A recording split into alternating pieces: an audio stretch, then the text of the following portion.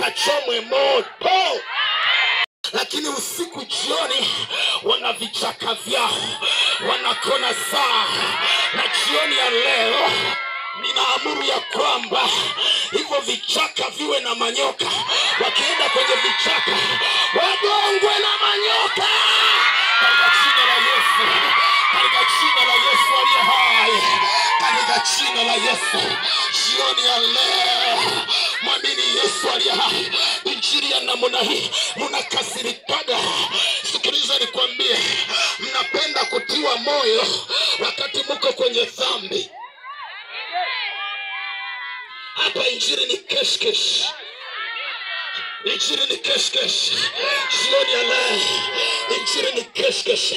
Sikiliza nikwambie, na hao wengine wa ngoma kubwa usiseme uchawi umejaa kiboko yao.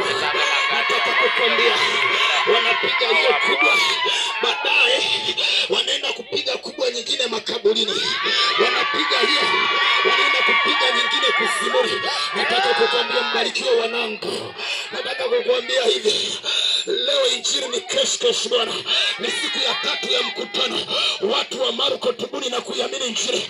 Watu wanaabudu kwa mazoea, wanaingia kwenye ibada, wana sura ya upole, ya unyenyekevu. Utafikiria hawafanyagi dhambi, lakini kumbe wanafukuzia dogodogo. Lakini kumbe ndo wachawi, lakini kumbe ndo walevi, lakini kumbe ndo wazizi, lakini kumbe ndo waongo, lakini kumbe kwaya moja na kwaya nyingine wamenuniana ndani kwa ndani.